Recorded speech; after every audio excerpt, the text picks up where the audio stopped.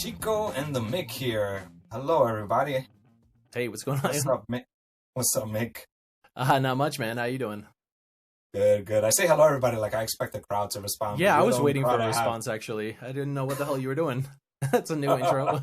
we need people, like, we need a fake studio audience, kind of like sitcoms. Yeah, that'd be cool. Maybe we should do that. Yeah, add a little ambience. It'll kind of be like sports right now. Sports in the COVID has all these fake crowd noises, so we're gonna do that. That sounds good. Yeah, I could use some like laughter and some ooh, ah when we say really obscene things. I think that'd be fun. Yeah, and actually, I feel like when I've been watching comedians do things without sound and like without crowd noise or whatever, I feel like it is missing something. Because sometimes you kind of feed off of that energy of other people laughing, and even though a lot of times they're like they could be laughing at something that you won't laugh at, but there definitely is something when someone's making a joke and he's a comedian, he's doing stand up, and there's like no crowd response. It's weird. Yeah, it really is. I don't know if you saw the Republican National Convention yesterday, but it's the same thing. They're all just like walk up to the podium in silence. It's super awkward. It's horrible. Yeah, I've seen a little clips of it, and it is weird just to watch people, talk to. I mean, they're just talking to a screen. Apparently, they're talking to the people on the TV. But it's weird because we're so used to crowd noise. We're so used to that like live environment, and I don't know when we're gonna get that again. It's a strange thing. Yeah, man, definitely. But we're keeping it going here with the podcast. No outside help, just us. So yeah, and our fake crowd that's coming soon. Yeah. Well, Mick, today, I can't look over what today is, man. Today's a big day, isn't it? Yeah, man, it's Wednesday. I love Wednesdays. Yeah, it is. I fucking hump day, bro. Hump day. Every day's Wednesday. Every day's Monday. It's all the same. But today is a special day for you. So let's not pass that by, right? Yeah, it is. It is. I try not to make too big a deal of things, but I've been sober for a year now. Today's 1 year without a drink. And it's pretty awesome, man. I got to be honest. I never thought I would make it a month, let alone a year. So, yeah, I'm pretty excited about it. The whole time you said that, I just pictured a crowd like clapping, like, hey, yeah, exactly, man. Where's as you said that. Well, I'm the crowd, man. And listen, I got to say that is a great accomplishment. I'm proud of you. I'm happy that you've made a year. Congratulations, man. That is a huge milestone. Thanks, man. That is definitely something that, needed to be brought up. And when I realized that, I was like, oh, we got to talk about this. Yeah, I mean, you knew me through my, I think I've known you since before I drank, and now through my entire 20 years of drinking, and now again without drinking. So it's pretty cool. We've been through it all. Yeah, I've been through your whole transition. I think I might have led to some of your drinking. Yeah, definitely. Well, you were always the reasonable one. Everybody else was getting so crazy all the time, and you were always the reasonable guy who would just kind of have a couple and take it easy. And I never understood that. You know what's crazy? All right, so one thing that I remember is that well, first of all, when you brought up the fact that you were no longer going to drink and whatnot, and you were going to get sober and stuff, and you told me how bad things were for you, I never realized how bad it was, like from your perspective. Because obviously, we're friends and stuff like that. We always hung out. We hung out a lot, especially when we were younger, before I had a kid. We used to hang out and party all the time and shit. And, we still, over the years, would always get together and hang out. And there was always a recurring thing where there was a lot of alcohol involved, a lot of drinking. And whenever I would only have like a couple, you would always be like, that's all you're going to drink. Like you would always bring that up. Like you'd be like, come on, man, like drink more and shit. And I was never one to give in to peer pressure. Like it was never my thing. But I would drink, and I've gotten hammered with you. Matter of fact, I remember one time, one of the reasons why I learned there was a few instances in my life where I was like, oh shit, that wasn't good. Like maybe I should learn not to like drink so much. And when I was an amateur, I remember one time we were hanging out. I don't know if you remember this. It was with a few of your friends in the city, and your cousin was hooking up with some girl, that Israeli girl. I don't remember what she name, sure. But he was hooking up with her, and then she had a friend, a Latina friend, that I was trying to hook up with. I don't remember her name, but I'm sure you remember her. And we were hanging out or whatever, and we were at, I want to say it was her house, Yeah, I think I do and remember we that. and we were like hanging out, bullshitting, drinking, and at that point, like me and her, we had like kind of been hitting it off. Things were going smooth and shit, and things like I was like, oh shit, I could probably things are gonna going well, and so we started hanging out and drinking, and someone started making these crazy shots I never had with like I don't know if it was Sprite or 7 Up, and they were like banging the shot like with 7 Up, and it was fizzing, and we would take them, and then I ended up taking like I took way too many of them because I'm not a sweet drinker, but so I when I started, especially back then, like I didn't know the dangers of those sweet shots. Oh yeah, like, that's the because worst. they're going down so smooth, and I always I always drank hard liquor, so to me I was like, oh, this is just like soda, so I started hammering them down, and next thing I know, I fucking black out, and I don't remember at all what happened, but I remember that girl hated me after that, and she never wanted like to deal with me again. Yeah, I think that might have been the only time I've ever seen you that wasted before. Yeah, so you know more about this than me because I don't even remember how wasted I was. And that was one of the lessons I learned. I was like, holy shit, like I don't even remember what I did. Like this girl, I just knew that it went from me like me feeling really good about our chances to her fucking hating me. I was like, what the fuck did I do in that matter of a couple of hours that I was drunk? It's so funny because actually that happened to a couple of my friends with that same girl because she lived around the corner from my house. So we would all go over there, party and stuff. And I was in a relationship at the time. So I was always trying to hook my friends up with her. And you're not the only guy who like blacked out. Or one guy actually, he liked her, but then she slept around a lot. So then he left because he was afraid he was going to get AIDS, he told me. Oh God. And then he gets back to my house and he's like, damn, I shouldn't have done that. So then he goes back to her house and she wanted nothing to do with him at all at that point. So it was just really, really funny. He came back like crying, oh, she didn't want me anymore and all this shit. Well, now that you say this, do you think that maybe was she drugging us? Was I like drugged by her? Because it sounds like I'm not the only guy that blacked out in her house. What the fuck happened, bro? No, I think we were all drinking pretty hard, man. And you don't drink like that. So for you to, be partying with us, the, professionals, it's definitely going to affect you, I think. I don't know, man, because I ended up waking up with my ass hurting. And I noticed that you were putting... No, yeah, I saw you putting your pants on at one point. So I'm starting to wonder. I think you set us up for... Yeah, probably. You were trying to hook us up with her, but in the end, you were date raping all your friends. Blame it on the alcohol. That's what I say about everything Son now. Of a bitch. I see what was going on there. No, but that definitely is one of the reasons why I learned to slow down my drinking. Wow. Another reason is when I had first gotten my driver's license very early on, I ended up getting a DUI, and that derailed me from that put me on a long line of never wanting to even drive again. Like it put me in a weird position because I had gotten my license suspended for a year. Oh, I didn't know this. Actually, no. You know what? Lies. I had gotten the DUI while I still had my driver's permit. And I wasn't supposed to be driving with my driver's permit. So the judge actually made it so, I don't remember exactly how he put it. But basically, I couldn't get my license for a year. And then when I had to reinstate for my driver's permit, I was going to have to take like some alcohol related classes in order to be able to actually get my driver's license and all this stuff. Like he made a whole bunch of requirements for me. And it was one of those instances where I was like, fuck, man, that's something that I was young. I was about 17 years old. So I was a minor. So I didn't get like into legal trouble, but it fucked me up in terms of me getting my license. And it totally changed the game for me. After that, I was just like a train rider and I was a New York City kid. So I was just like, fuck it. I don't want to deal with all this bullshit this judge made me do. And I was almost kind of embarrassed of it. Yeah. So that was another thing that made me not drink that hard. Like I kind of learned, I was like, all right. So now I was like, I'm always the one that tells people, like, if you know this, I'm always the one like, yo, man, like, let's not drink and drive and whatever. I've always been a big proponent on that because that could have ended a lot worse. You know what I mean? Yeah. Like I was young and dumb and drinking and, driving, and I didn't even have my license and I was hanging out with the wrong crowd. And that shit could have went real bad, real fast. Definitely. But it was a learning lesson. So that, getting date raped by you.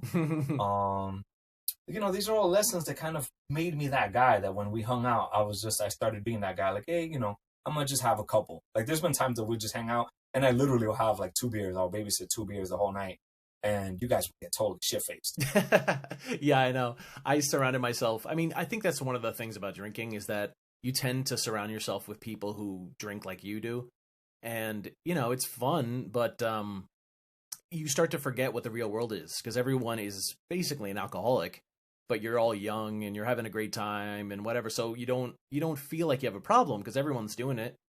But what you do is you start pushing out the people who don't do it, and you surround yourself with people who do. So then, every single night you're partying and you think, hey, this is what everyone's doing, when in reality, it's just what you and your drunk friends are doing. So Which is funny because we still were able to, like, I was still able to hang. Like, I was always hanging. You know what I mean? So it didn't push me away. I know some people probably be like, oh man, I can't be around drunk people. Because you guys weren't, like, all my friends, even if they were drunk, it wasn't, when we were together, it wasn't, how people get sloppy and it's like fights and all that stuff. It was never any of that. You know what I mean? We always had a good time. We would drink, the weed smoking, whatever. All that stuff was just like a good time partying and shit. But there was never any drama, at least when I was around. I could never recall there being any problems where I was like, oh, Jesus, like, there's nothing worse than being around like a sloppy drunk fucking causing problems and all this stuff, Yeah, no, absolutely. I mean, I was doing it a lot more than you were doing it, so I saw a lot of that drama, unnecessary BS, and my thing was I had a really high tolerance, so it was never really, I didn't really get to that point where I was, getting into fights and getting arrested and stuff like that. Like, I could drink for 15 hours straight. I could drink for, I mean, we've spent weekends together, you and I, where I drank for the entire weekend with no breaks at all. And you would like go to sleep and wake up nice and fresh, and we're just going hard in the other room, and then you would be basically, by the time it was all done, dude, you would be dead. Like, you would literally be like a fucking zombie. Yeah. And it was just like, I remember one time we were in, the last time I think we might have gone to Pennsylvania,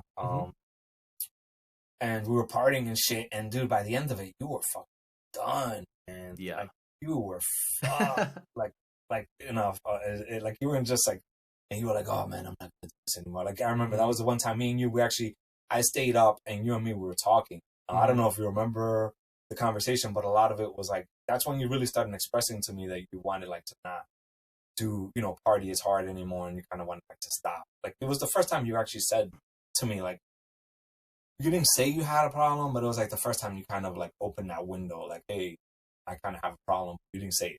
Yeah. No, I mean, I think I didn't realize I had a problem for a very long time. Everyone I know basically parties. So then, after a long weekend of drinking, everyone's like, oh, I'm not doing this for a while, or I'm not ever drinking again, or this and that. Everyone has their little line that they say. But, it started to be more and more often. It started to be, I'm not going to drink this week, and then I'm drinking on Monday, and then I'm drinking on Tuesday, and there's always an excuse. It's a holiday, or it was a vacation, or something's happening, or it's just a hard day at work, and or in a work event. And I never really learned how to be social. Actually, I realized when I was a kid, I started drinking at about 13, so I never went to an event sober my entire adult life. And I think, I have social anxiety, I think, a lot of the time in reality. And it's really hard to kind of sit there and talk to people when you're sober, at least for me, because I've never done it.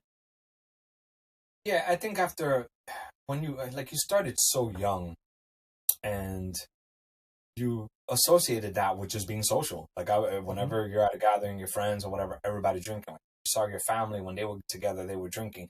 You know what I mean? Like, you just associated, oh, in order to hang out with people, you have to drink. And I noticed that because you would always like bring up, when we would hang out, hey, drink, like, why are you drinking? Like, so, I know that is part of the behavior that you had back then.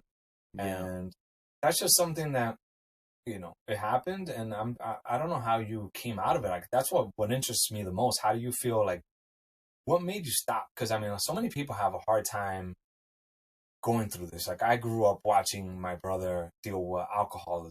Like, he was my much older brother, and so when I was a kid, he was already a full-blown drinker.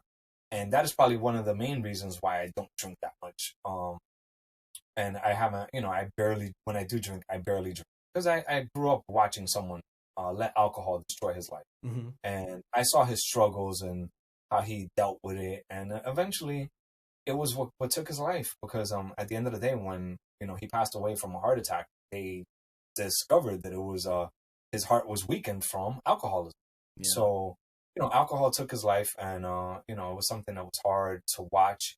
But when you love someone and you're watching them self-destruct, like all you could try to do is you try to help them, and you're trying to help them, and in the end, you're really just enabling. A lots of times, like it's hard, man. Like sometimes to give someone the tough love that they need, Mm-hmm. and you don't want to see your family, your friend, like you don't want to see anyone you love and care about suffer. You know what I mean? But sometimes you kind of just have to let people fall on their face, and as they say, hit rock bottom, right? And Mm-hmm. figure out how they're going to pick themselves up, because if they don't get that within themselves and they don't desire to change, then they're not really going to change, and No, they're just going to fall back into those habits. absolutely. So when did you hit, like, how did you hit your rock? That's the phrase everybody says, like, rock bottom. Like, what was your rock bottom? Like, how did you get there? It wasn't like a singular, like a rock bottom moment for me. It was kind of a long, drawn out process of trying to quit, trying to cut back, and it just I kept failing. And I remember my wife and I, we took, well, she didn't really drink that much, but I drank a lot, so she would stop with me, and we took a month off, and it was like pulling teeth, man. It was horrible. It was about a year before I officially quit, and it was like I was trying to keep one foot in and trying to keep one foot out. I always say, like, 100% is easy, but 99% is impossible. And that's been my experience. If you try to, like, I talk to people who are like, I'm just going to have a drink here and there. I'm just going to do this. And I'm like, good luck. Because in my experience, it doesn't work. If you're an addict, you're addicted. So you're not going to be able to just have a little bit. The whole thing is, once I have one sip, my brain tells me to have more. And it's really, really hard for me to tell my brain no, because I'm like, look, I'm already here. I'm doing this. I feel good. I want to feel better. And It's funny, yeah, that you're saying that, because I just sparked a memory in my mind with my brother that passed, Angel, and I remember one time he went to rehab, and he came out and he looked great. He was, he was doing great. He looked amazing and everything. mm-hmm. And they had given him this, like, sobriety coin. And he was showing it to me, and he was talking to me about it. He was real proud and stuff. And I remember he told me, like, one of the mantras that they gave him is, one's too many, but Mm-hmm. 1,000's not enough. Mm-hmm. So, meaning, and he explained to me, like, one drink is just one drink too many, and that once you have that drink, 1,000's never going to satisfy that thirst. You're just going to keep going and going, and you're never going to get to that point. So I do remember he said that. So, like, it kind of relates to what you're saying there. Yeah. Where once you're addicted, man, like, this just, like, someone like me, I'm not addicted, so I've gone months without drinking, and it's not even, like, planned. You know what I'm saying? Like, it's like literally, like, during COVID right now, I have alcohol in my home, and I've gone months without drinking. And then when I did have drinks, I had, like, some bitch ass like, alcohol spiked seltzer waters. You know what I mean? Like, Yeah, right. It wasn't like real alcohol. It wasn't like I was getting shit faced. I had, like, a couple of those in the yard cooling off, Yeah. and stuff. But I've never had that addiction to it. So for someone like me, it's hard to, like, understand how hard that addiction is. You know what I mean? Well, Like, I mean, I know you and I both struggle with food, and I could relate it to food. I mean, if I could have a scoop of ice cream, I'm going to have probably 5 more scoops of ice cream after the first one. It's like, I can't stop. So I have to, like, say, no, I don't do that. I'm on a ketogenic diet. I'm not eating carbs. I'm not eating sugar. I have to be, like, really rigid about it, or else I fall back into those old habits and I gain weight very quickly. that makes a lot of sense. That definitely is something that I could see it being relatable to, and so many people struggle with that, in terms of losing weight and eating and stuff. So Sure. if But they've never dealt with alcoholism, they could kind of make that comparison to kind of understand, yeah, the food.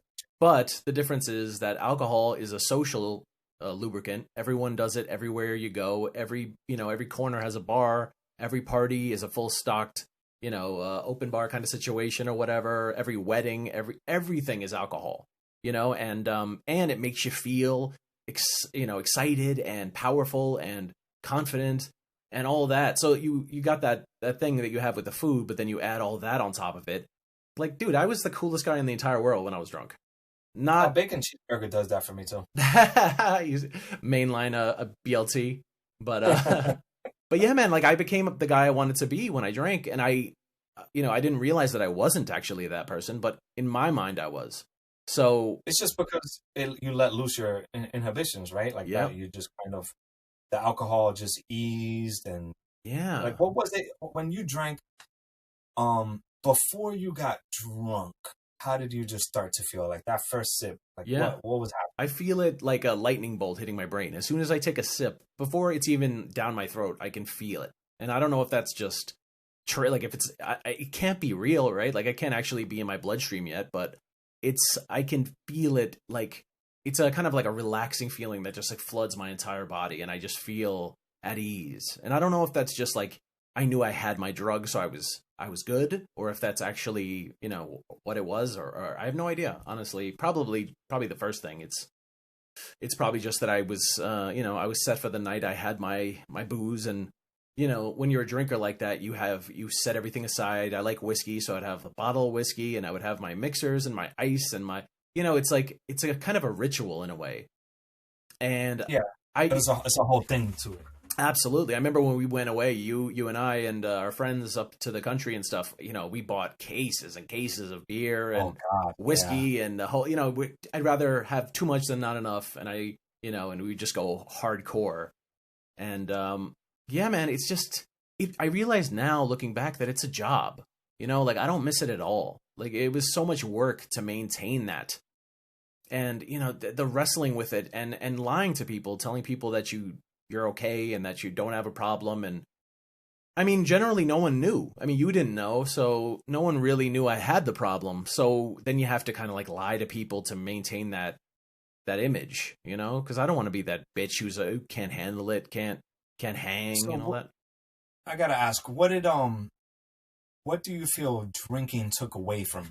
Like if you drank for 20 years of your life, what did you lose out by drinking so much? Like if had you not gone down that road of drinking, obviously you can't change the past. But let's say you could talk, young Derek. Yeah. Go back to young Derek, and you find a way to stop young Derek, slap the shit out of him, tell him not to drink anymore, whatever, whatever it took. I don't know if you would probably even be able to convince yourself not to drink, No, because at the definitely end of the day, not. you're probably gonna have made your choices regardless. Yeah. But if you could have stopped it, what do you think would have been different in terms of like what do you feel you lost by having alcohol be such a big part of your life? I mean, I missed out on a lot of experiences. I traveled a lot during my college years and stuff, and I was constantly trying to get to the bar, trying to drink and do things instead of, I'm living in Thailand at one point, I'm in Vietnam and Cambodia and all these amazing places, but I spent a lot of that time, looking for bars. I definitely did the tourist stuff, but I was more interested in like that wild party scene in those countries than I was interested in the culture. And now I regret that. There were a lot of things I could have done that I decided not to do. And then there's also just the learning how to cope with life, because I literally my dad was killed when I was 17 in the World Trade Center, and I was already drinking at that point, and I just leaned on booze. I mean, that night 9/11, I was drinking, and I just drank my way through it, and it helped. It made it easier to deal with, but I never learned those coping mechanisms to be able to live life. So I'm actually learning how to deal with life right now during a fucking pandemic, where everything's upside down. I can't see anyone I care about. In a lot of ways, it's easier because there's no socializing, obviously, and stuff like that. But it's going to be very interesting when we go back to real life. And I did about 5 months before the pandemic hit, or whatever, 6 months, I guess. But Yeah. going back, I mean, I'm ready. I'm not afraid. I never want to drink again. If I ever see a bottle of booze, it'll be too soon. But That's actually interesting, because now that I think of it, yeah, half of your being sober has been in 2020, and in the pandemic with COVID and how the world has changed so much. Mm-hmm. But before that, let's go back to before that. How were you handling life? Like, give me a breakdown of those first 6 months of being sober in the regular world. What was back then normal? Yeah. As normal as life was. Yeah, right. Remember that? God, it feels so long ago now, trying to remember back like 6 months. So crazy that life has changed so much in 6 months. Honestly, right? Well, it was a weird time because I actually quit. I was working at one real estate firm and I had a falling out with my buddy who owned the place, and it got really ugly, and I was getting sober at the same time. So it's like I'm dealing with all these emotions and all this kind of stuff. And then I kind of lost my entire circle because everyone was still drinking and partying pretty hard, and I wasn't going to go hang out with those people when they're doing that. So, it was tough. I mean, it was definitely tough. Just the social aspect. I went to a few weddings and everyone's drunk and you're sober, and like you realize how boring it all is. Bars suck unless you're drinking. Weddings I always hated weddings, but I love the open bar, But, then you're just kind of at a wedding and listening to people talk and you're dead sober. It's not the best thing for a brand new sober person. And everyone's telling you to drink. Come on, man, have one. Just have one. Dude, if I have one, I'm going to kill myself with this stuff eventually. And that's crazy you say that, because the one time I saw you during this whole pandemic, I almost slipped up when I saw you and I was like, hey man, come hang out, come to the back or whatever if you want, like when I was inviting you over. Mm-hmm. And I almost said, and I had to stop myself. I was almost going to say, hey, yeah, we could have a drink, and I stopped myself and I was like, oh shit, like I can't say that to Derek. And it's crazy because, like, again, it was easy for that to almost slip because I didn't see you having a problem. You know what I mean? Mm-hmm. Like that was such a world. Like I knew we partied, we hung out, we would always drink and stuff, but I didn't know it was a problem until I knew it was a problem. Yeah. So it was something that even I almost did. And I was like, oh man, that would have been fucked up. Because I would hate, like, I don't know how that feels. How does it feel when someone's like, hey, come have a drink? Like, how do you feel when someone does that? I don't care at all. The first time, it doesn't bother me at all. The second time, I want to punch your teeth down your throat. Because it's like, I hate when adults tell other adults what they should do. Like, look, you asked me if I want to drink. I said no. Now you're going to ask me again if I want to drink. Oh, why not? Come on, man. Like, we're all hanging out. Like, now I got to explain to you that I have a problem. And then and then everyone gets super awkward when you say, well, I actually quit drinking because I have a problem with it. And then everyone's like, oh God, here we go. It's uncomfortable. I'm like, yeah, here we go, asshole. Don't bring it up. You should make them so uncomfortable. Yeah, exactly. Like, alcohol ruined my life and I just finally got it back together. Exactly. You're trying to destroy me. Yeah. You should definitely pull the guilt trip on them. Yeah, but the good news is, honestly, man, I've never wanted alcohol less. Like, I don't feel, they say, like, you're always an alcoholic, and I get that. And I definitely, if I drank, I know I would have a problem again, but I have no urge to drink anymore. I don't want to. It really repulses me, actually, the thought of it. I even smelled rubbing alcohol the other day, and I really felt like throwing up. So, really, does rubbing alcohol smell like alcohol to you? Yeah, man, it's alcohol. It's a very strong alcohol, indeed. I'm such not a drinker that to me, like, it smells so different that I don't even think of rubbing alcohol as even being alcohol. It smells like vodka, like really, really bad vodka, I guess. But I guess like Devil Springs or exactly. some crazy 500 proof shit. Yeah. So all right, so let's have a little fun with this. I know that we're celebrating you're being sober and stuff, but tell me, when you were traveling the world, who was like, what country was like the party country? Like in terms of drinking, who was really, of all the places you've been to, who is the hardest drinking country that you experienced? Since that's what you looked for instead of going to see tourism, you went on barism tours. Tell me, who was the party hardy country? Oh my God, the party hardy country. Pretty much every country you end up finding the expats, like the other Americans or the Europeans. But I would say living in Thailand for a while, that's definitely a bunch of wild people. Not the Thai people themselves. They're actually not particularly, I didn't see a lot of alcoholism there in the people who live there. But the expats who go to Thailand just to party, holy shit, man. Because you're out there, you're eating scorpions for dinner and shit. We had king cobra, all this kind of crazy shit. You're drinking blood of animals and just Yeah. wild shit. And the more you drink, Banging lady boys. yeah, well, that's your dream. I never did that part. Yeah, sure you didn't. But you end up with wild people, and then you know, hey, you want to go? I mean, I knew guys who went and shot a cow with a rocket launcher in Cambodia. They like took a trip just to go do that. And They shot a cow with a rocket launcher? yeah, I actually had the option myself, but I didn't do it. I wasn't really into killing innocent animals for nothing. But yeah, if you a couple $100, you can shoot a rocket at a cow and kill it. Do you get to bring back the meat? Like, do you get to keep the ground meat? And... Yeah, if you can pick it up from all over the field, Yeah, like yeah, sure, I guess. Waste. Yeah, that's you know, so you're getting drunk, you're shooting off guns and all this kind of wild shit. And then I did know guys who were there for like the kind of the sex tourism stuff, so they would go and do their thing with that, and it's just like, yeah, I like how you say they, like you were they. Nah, man, I'm a germaphobe, man. I can't be banging prostitutes. That shit is gross.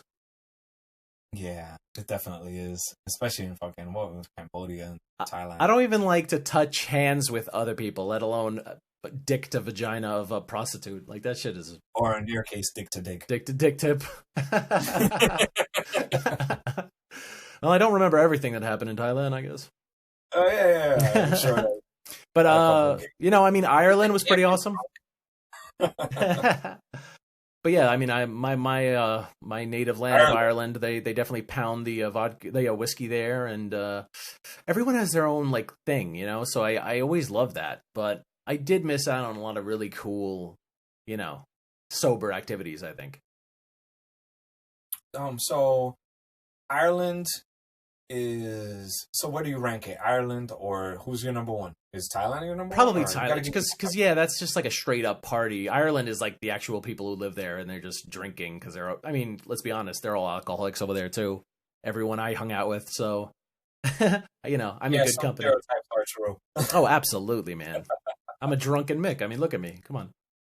But funny. It's pretty cool, man. Like it's like a new life, sort of. You know, I mean, I know you and I both lost a bunch of weight doing keto, and like, didn't you feel like you kind of started a new life when you did that? Yeah, definitely. It's definitely a different life. But I feel like food.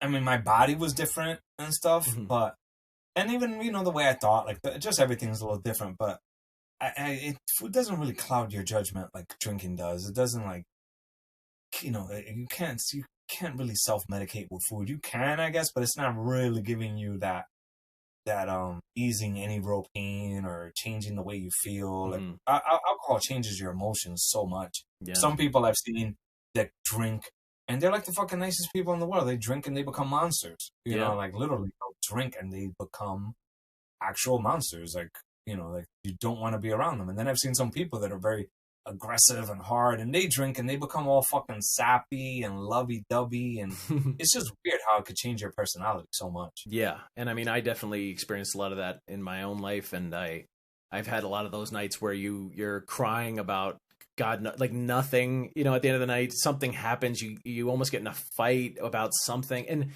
the next day I literally couldn't remember what happened, why I was so upset. It's just, after a while, you're like, damn, man, imagine I ended up in jail for something. Imagine I got behind the wheel, or I did anything could have happened. Once I'm that fucked up that I'm drinking for 3 straight days or whatever, like anything can happen. And then, I have such a good life without alcohol that why would I go and risk everything for it? Especially like, it's definitely not perfect. I have a long family history of alcoholism, so it's like, I know it's going to happen. I can see it in other people. So why would I don't know. It just seems so crazy in retrospect now. And it's like the way, like you just brought that up with alcoholism. It's interesting because some people grow up with alcoholism in their family and then they just repeat it. They'll continue the cycle. They'll also fall down those same traps and they'll continue to drink, and like just like how they grew up watching other people drink, that's what they end up doing. And then there's people that, like myself, who saw alcoholism destroy someone, and it's like I went the total opposite way. Like I will drink socially and occasionally. I'm not like a hardcore, I won't drink at all, but I never became like an alcoholic. I never let alcohol be a clutch for me in terms of dealing with my problems. I think I kind of realized that very early on in life that drinking when you're going through problems doesn't make it any better. It probably just gives you more problems. Yeah, for sure. And a lot of people try to drink their problems away, and then it's just like, you're not really drinking them away. They're just either you're kind of forgetting about them or you're creating new problems to go on top of those problems. Yeah, and I mean, I didn't deal with my father's death really until like recently, because I just drank from that day until, a year ago. So I kind of, when I got sober, that was one of the things I kind of had to face up to, all the stuff that I buried for so long and dealt with it. And it sucked. I mean, honestly, that's the thing I don't want to say to people so that they don't get sober, but you're going to have to feel some shit. And it hurts, man. Like, honestly, there's no free rides. So some people just drink their entire life and then they never deal with their bullshit. And that's kind of, in a way, it's a nice thing. But, it's such a hollow, empty way to go through life, to not really live it at all. Yeah, it definitely is an empty way to live your life. When you look back at it, I'm sure you look, now that you're sober, you look back at all that shit and you're like, wow, all the things that you never fulfilled because of it, or, that held you back, or even relationships, because if you're drinking all the time or whatever, you're engaging people, like I said, differently than what you would have if you were sober. And yeah, who knows, what would have happened. But at the end of the day, you made the choices you made, and you were able to figure that out on your own. And that's important. I think that that's why you've been successful. You've been able to do this. For anyone that's dealt with any type of addiction whatsoever, to be able to pull off a year of being sober, that's a huge accomplishment, man.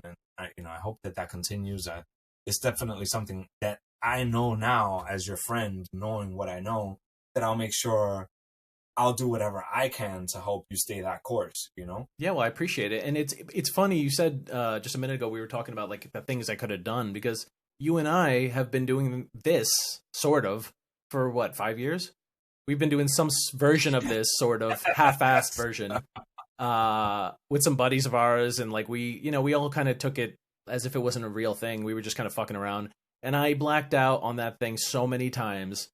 And I listened back to some of those audio recordings and like, I'm just belligerent and like, blah, blah, blah, blah, blah, blah. And then some of the other guys were really wasted. Yeah. And it's terrible to listen to.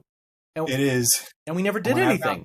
When I've gone back and listened to some of them, so, for you guys listening, we have a core group of friends that we would do we would record with regularly. And for the most part, we did it like a couple of times a week for a few years, if I'm not mistaken, like on and off. Like we were doing it for quite a few years, like you said, 5 years on and off.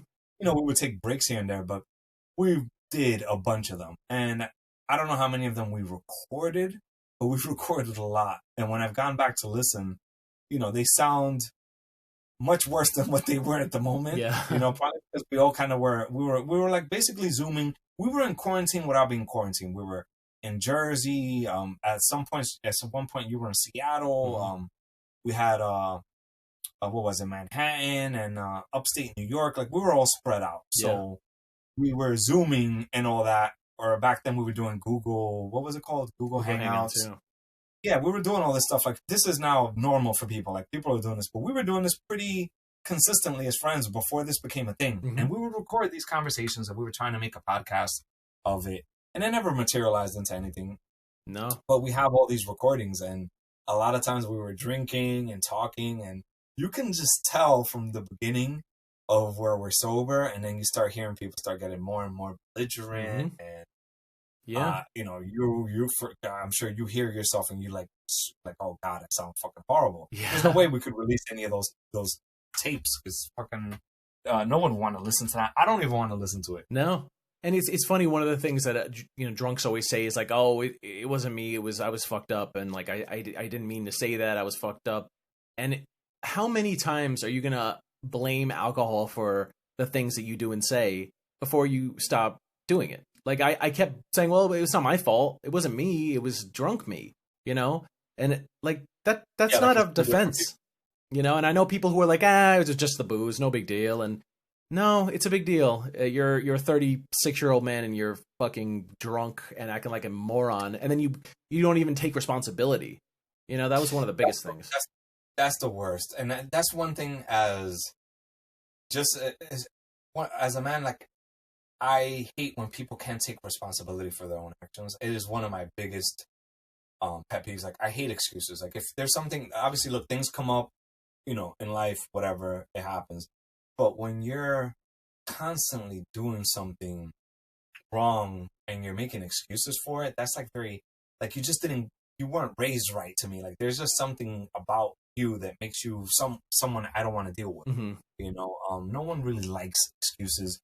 And I know alcohol is a big problem that people have, but at some point, like you said, you have to realize, like, hey, if drunk me is such an asshole, then maybe I should stop being drunk me every fucking day Yeah. and stop doing the things that I'm doing. Right. And I know it's easier said than done from someone who's sober and whatnot, but Yeah. I at least respect when people own their actions. Look, I did it, I fucked up, and I'm gonna make changes or whatever, and they at least try to make those changes. Sure. Yeah. But it's so crazy that you keep putting yourself in these positions where a lot of the time I wouldn't remember what happened at all. So it's like, if you don't remember what happened, maybe you killed someone. Maybe you hit somebody with a car. I mean, who knows what happened if you don't know? So it's like, isn't that scary enough for you to not do this anymore? And the answer is no. But, I mean, some people, imagine waking up in jail, finding out you murdered someone and you're never getting out. That happens.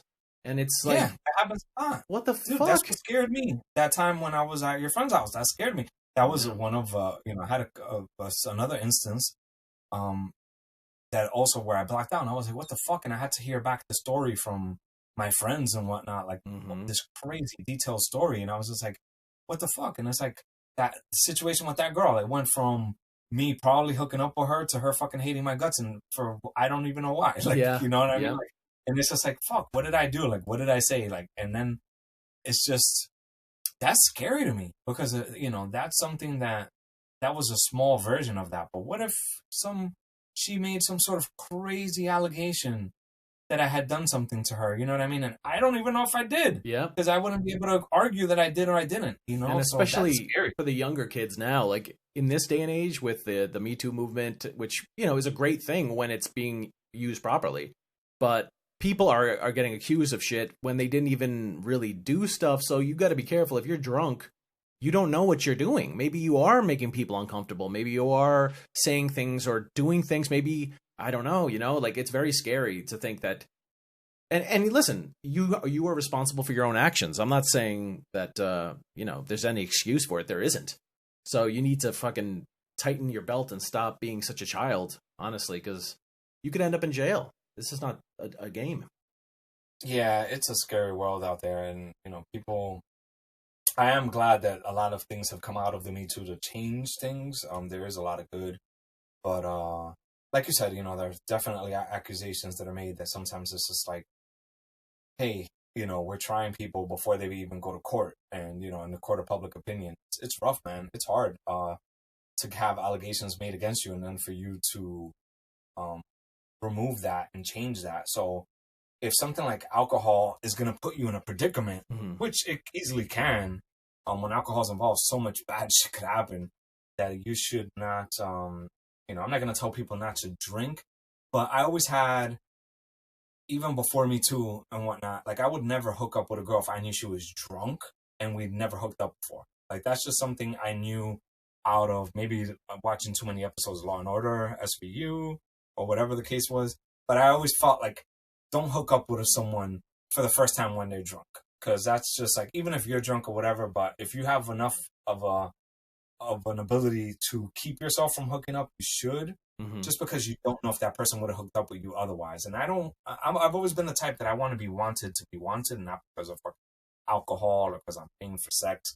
That doesn't do anything for me. So I'm not going to Bill Cosby a chick who's passed out.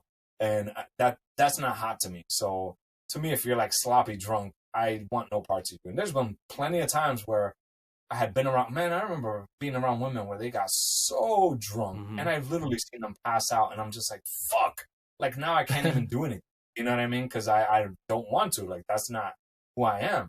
But for some fucking creeps in that same position, that's where weird shit, and bad shit happens. Yeah, and I've been in that position where I met a girl. She came back to my place, blacked out, and I didn't do anything. But I was thinking, my God, anything could happen to this girl, and no one knows where she is.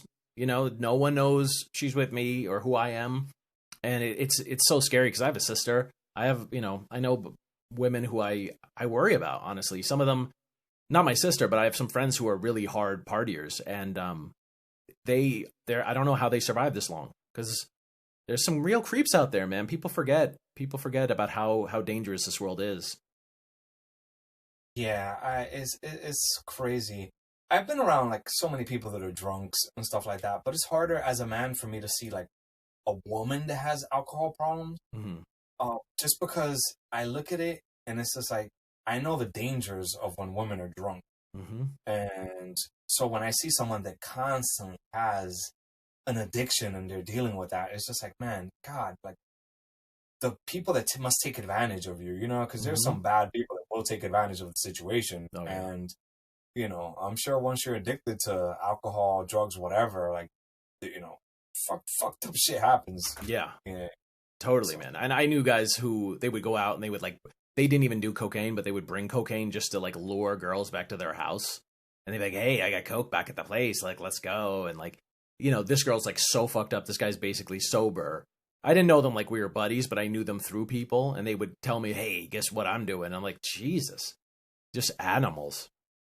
yeah, some guys will do whatever, man, to get laid, and that's what I'm saying. You know, women need. I'm here preaching to women, but I just think that people need to be careful, especially women. You know, when there's alcohol involved. I think they know that by now. I think a lot of women are their eyes are open to, you know, guys and the drinks and Mm-hmm. slipping Mickeys and shit. Like we were talking the other day about how Triple H allegedly drugged his wife on WWE and all this other shit, Mm-hmm. but that shit was you know, slipping Mickeys and all that shit. That was something that used to see in like movies and shit, and nobody was really looking at it as date rape back then. Like it wasn't really like brought up as a big issue until more recent. Yeah, it's And so that blows insane. my mind. Yeah, it's really Right? fucking shocking when you go back. I think Cheech and Chong had some in one of their movies. Like they There's slipping lots of yeah. movies, yeah. If you go back, there's lots of movies where women are like a lot of those like college like fraternity movies. There's like a lot of that shit Yeah. where guys were like hooking up the women. I remember there was a movie, I can't recall, but the scene was the girl literally passed out and the guy was still like trying to hook up with her, and it was like a comedy. And it was Yeah. supposed to be like funny and cool. Isn't And I that was crazy? oh, Like shit. that's straight rape. Like what else could you call that? Yeah. But I guess Yeah, it's I think rape. in the old days people thought like if you put yourself in that position then you deserved it or some bullshit like that. So But it's nuts because that's just like what? Like one generation? Like that's not that far ago. You know what I No. mean? Like these movies are from the 80s and 90s. Even I think even American Pie, what year did that come out? Some of those there was some skeptical I shit think on about that. 2000 something like that, right? Yeah, so 98? you know what I mean? Like there's some things that if you look back at these movies, like when it comes to alcohol or drugs and sex and all that, it was all fair game. But if you really break that shit down, it was rape. Yeah. But see, we always go one step too far because I agree that like definitely that's no good, no doubt, but for two college kids to get drunk and then have sex and then for the woman to be able to say that she was raped just cuz she didn't want to once she sobered up. You know, you've heard that story, right? Yeah. Yeah, so basically Yeah, I if mean, she they're both- regrets it the next day, Mhm. even though she was fully aware at the time, she's able to say it was a rape. And that's ridiculous because I mean, basically every time I've ever, you know, hooked up with someone, there was alcohol involved. We've always every first date I ever went on, it was a drinking first date. I mean, that was just the way it went. So, Yeah. I don't know. That's a hard pill to swallow if you're both equally drinking and you hook up, and at that moment you think she's fair game, she didn't pass out, you know what I mean? Like Yeah. you know, that's why it's difficult to gauge that in terms of how drunk is too drunk. Like what are we supposed to do? Are you supposed to sign paper? Am I supposed to give you a breathalyzer? Like how the fuck am I, when do I know it's okay for you to suck my dick? Right. You know what I mean? Like you don't know.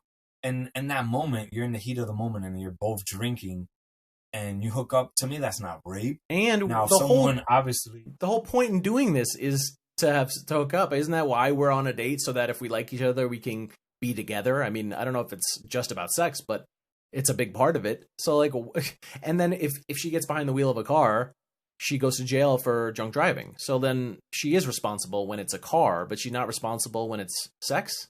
It doesn't make sense.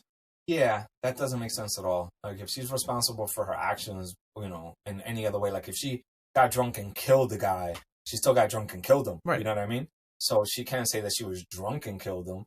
But if she gets drunk and fucks him, now that's okay. I don't know. That doesn't fly with me. Rape is it's rape is wrong. It's fucked up if it is actually rape.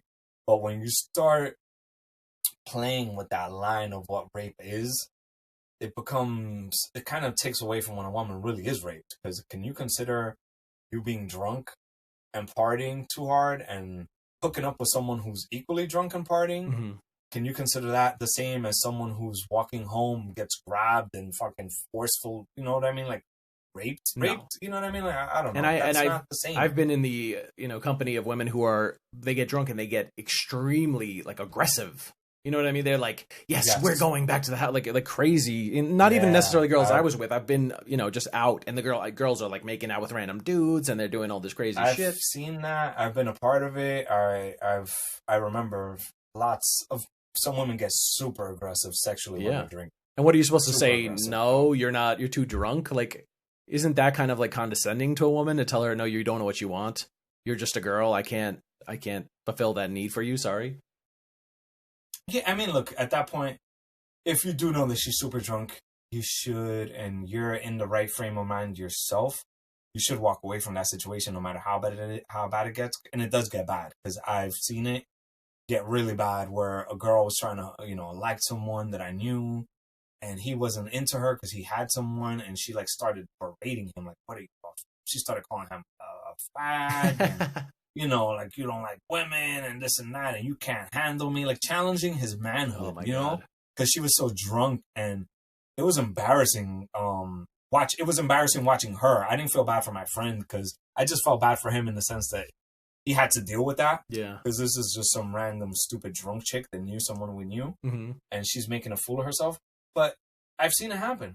She was being very aggressive, and then he turns her down. Because he doesn't care for her, he's with someone, he has someone. He's being nice, he's being a gentleman, and she berates him, and insults him, and tries to demean him as a man, and attacks his manhood. Basically, because she was trying to get fucked. Yep. So it's nuts. And how many abortions are due to drunken sex? How many times are people waking up going, did we have sex last night? What happened? Did we put on a condom? Yeah. Did we prep? You're not thinking straight. So you really need to be. 50% of the Plan B's profit comes from drunken sex. I think it's 100%. Yeah, I think we were all conceived by drunk people, and let's be honest. Come on, that's all people did. It was have sex and drink. That's a safe assumption. Yeah, you're right about that. Majority of people. Yeah, man. I know more people who were born around August and September than any other date, and that's usually like around January. You know what I mean? Like usually like New Year's babies. Yeah. So if you do the math, that's the majority of people I know are born after being conceived around New Year's and Christmas. Yeah, that's interesting. Actually, I do know a lot myself. I wonder though. I wonder if the next generation is gonna be like if they're gonna be as used to drinking as we were. Because I heard I think they drink less, if I'm not mistaken. I think they're more into like smoking weed and things like that. The younger kids, but I'm not sure if that's accurate. Yeah, I'm not too sure I'm not really in touch with young people, but I think when it comes to college campuses and all that stuff, they're still drinking is still prevalent. Of course, yeah. So I don't know about that, but I'm sure weed is a bigger. But then again, I wonder, are kids smoking more weed? Because I feel like a lot of times when you're younger, you like doing the shit that is kind of like you're told you're not allowed to do. So now that weed's becoming more mainstream and more legal, I wonder if it's actually taken away from that pizzazz that it had. Like, oh yeah, I'm a rebel. Yeah. I'm smoking weed. Like some people just do shit to do it because it's cool, and it doesn't have that coolness factor if you could just go to a store and get it. Yeah, that's true. But it is nice not to have to go to Harlem and basically find somebody who will sell you drugs. Like I used to have to do all that kind of shit. It was horrible. Go to the we know what it's like to have to buy shit before it was legal and shit. But I'm looking at it from the perspective of these younger kids that never had to deal with that. So if they can get it just like their parents can get it, I don't know if it's as cool to them. You know what I'm saying? Yeah, that's true. That's true. But I mean, the good news is at least these kids are not driving as much. They have, you know, if they are drinking, they have Uber and shit like that, which we didn't have back in the day. So that's that changes. That definitely changes things. Uber's been, Uber, Lyft, all that. People not drinking and driving as much is great. Although I've been suspicious of some Uber and Lyft drivers being drunk. Oh God, that is terrifying. I don't trust them motherfuckers. You get an Uber that was out at a club. All it takes is one drunk ass Uber at like 2 a.m. to turn on his, I'm going to make some money right now between 2 and 4 after being drinking in a bar, and he turns his shit on. And who's to know? Who's to stop him? That's true, actually. You know what I'm saying? They should have to have a breathalyzer in the car. Yeah, I'm sure they do that shit all the time. I can't wait for it to be like robots, where the robots are not drunk. That's true. Yeah, that's not going to be long, I don't think. I think we're getting closer and closer to that. Absolutely. It's crazy, but all right. So let's get back to you, because I want to round this out. It is a big moment, a big milestone. How do you feel every day? Do you think of it every day? Like, do you wake up and say, "Oh, I'm sober today"? Like, how does it go once you've been sober? You made a year. How do you feel every day when you wake up? Do you forget about it? Like, does it become something that you kind of forget? Oh yeah, I'm just sober. Like, it's normal, or is it something you think of every day?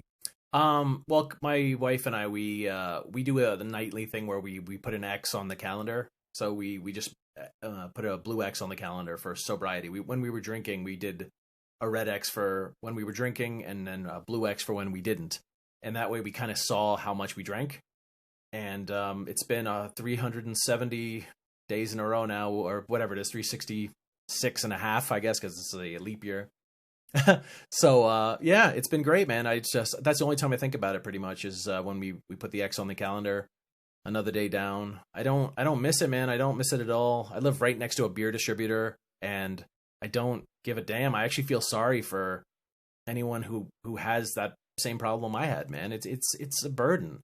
If you're an alcoholic, if you're just having fun, then have fun. But it's a burden, man. It's so much work to stay drinking when you're like me. It's horrible. If someone's listening right now and they're kind of questioning if they have a problem with drinking, what would you tell them? Like, how would someone know that they have a problem? Like, how did you figure this out? I always say that if you think you might have a problem, you have a problem. If you don't have, like, I don't have a sweet tooth particularly. I don't eat a lot of sugar. So I never go like, oh, I got to cut down on the sugar, because it's not a problem for me. And I think that people who drink, I mean, you, for instance, you don't drink a lot. Do you ever go like, man, I got to slow my drinking?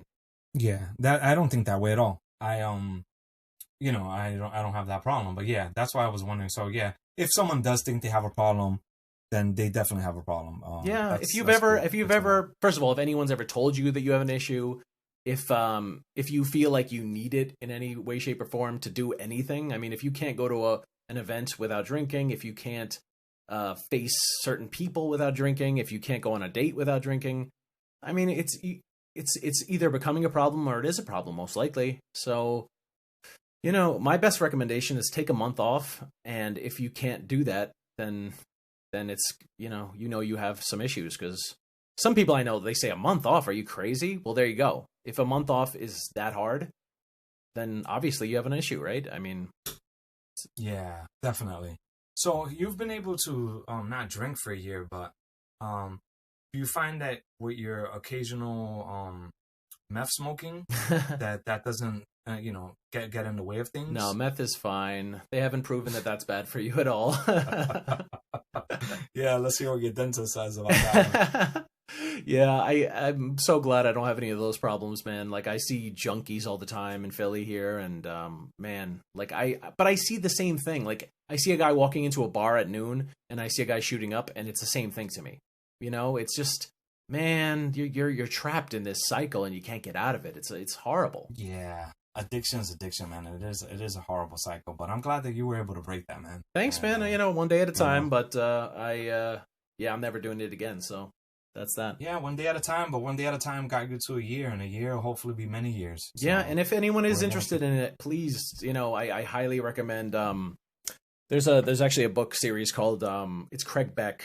It's called Stop Drinking Alcohol, I believe is the name of his series. Any of his books on drinking was kind of the catalyst for me, so I highly recommend his books. And it's great, man. It's such a better life if you're an alcoholic to stop, and it gets better every day.